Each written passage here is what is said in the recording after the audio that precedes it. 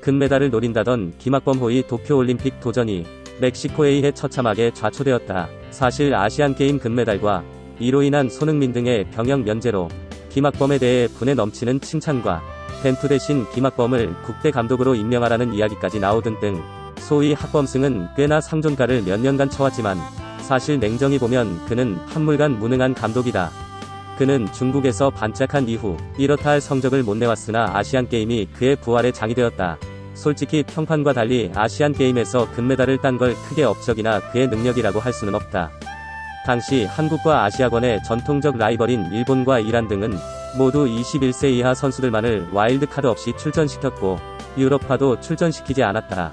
특히나 일본은 유럽 클럽의 50명 이상, 최대 200명까지 헤아려지고 있는 연령별 대표를 포함한 대표급 선수 전원이 유럽에 나가 있다. J리그를 포함 일본에서 뛰는 선수들로 모아봤자 대표급 선수는 하나도 없으며 이진도 못 되는 삼진 정도의 수준이다. 쉽게 말해 한국은 손흥민, 황희찬, 황의조, 김민재, 조현욱, 이승우 등 A대표팀 주력 선수들이 거의 출전한 거에 비해 일본은 21세 이하 대표팀, 그것도 유럽파를 전원 뺀 삼진 수준의 팀이 나온 셈이다. 그런 팀들을 상대해서 연장까지 가고 어렵게 금메달을 땄다면 그건 칭찬할 일이 아니라 경기력에 대해 욕처먹어야 될 일이었다. 즉 야구에서 일본 실업팀을 상대로 승리하고 금메달을 딴 것보다도 더 의미 없는 도전이었다는 말이다. 사실 이번 올림픽 역시 한국은 20세 이하 준우승 감독인 정종용 감독으로 쭉 일관성 있게 팀을 구성하고 와일드카드 역시 오래전부터 결정해서 같이 훈련해왔어야 하는데 아시안게임 금메달을 빌미로 김학범이 들어와 맥락없는 와일드카드라던지 마치 어떤 선수가 나가도 다 상대를 압도한 기량을 가지고 있는 브라질인 양 착각을 했는지 팀 조직력보다 군면제와 그때그때 상황에 따라 멤버를 수십 명을 바꿔대는 행태를 반복해왔다. 상대보다 개인 기량에서 미진한 데다 팀워크와 조직력까지 엉망이라 멕시코전 대패는 어찌 보면 당연한 결과였다. 루마니아나 온두라스는 이번 대회 최하위의 두 팀이었고 그나마 4골의 페널티, 1골의 자책골, 2명의 퇴장으로 대승할 수 있었던 거지.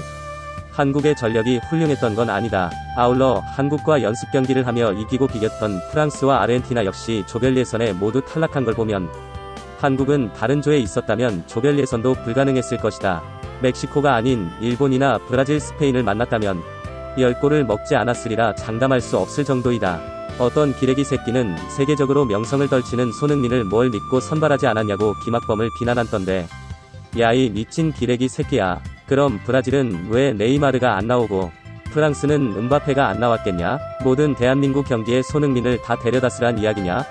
여하튼 식충이 같은 좆도 축구도 모르는 무식한 기레기놈들 때문에 한국 축구가 퇴보하고 있는 이유도 크다.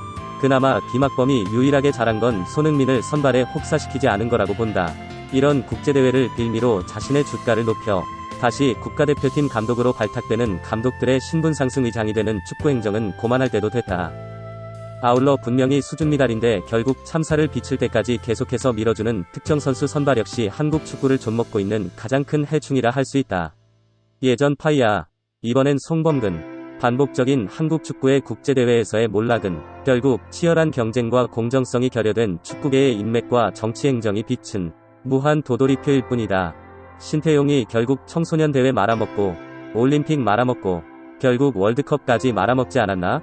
아마 김학범이 이번에 메달이라도 땄다면 신태용2가 되지 않으리라는 법이 없을 텐데 어찌 보면 잘된 일이라고 본다. 소위 손흥민의 너 신기루로 인해 한국 축구가 그럴듯해 보일 수도 있지만 현재 한국 축구의 최대의 위기를 맞이하고 있다. 유럽 4대 리그에서 주전으로 뛰는 선수는 손흥민 하나뿐이며 20세 이하 월드컵에서 준우승을 했어도 치열한 스카우터들의 입도 선매는커녕 단 한 명의 선수도 유럽으로 진출하지 못했다.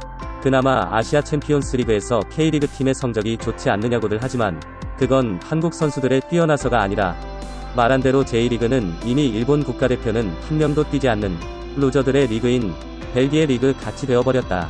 얼마 전 K리그에서 수비수로 뛰던 벨기에 출신 선수가 20세가 넘어서도 해외로 못 나가고 벨기에 리그에서 뛰고 있다면 축구 선수로 성공하지 못한 선수라고 자국 리그를 평했는데 현재 50명 넘게 유럽에 진출한 일본이 딱 그런 셈이 돼버렸다. 이미 J리그는 일본 선수 중 유럽에 가지 못한 실패한 선수들이 뛰는 리그가 돼버렸기 때문에 J리그 팀을 이겨봐야 큰 의미가 없다.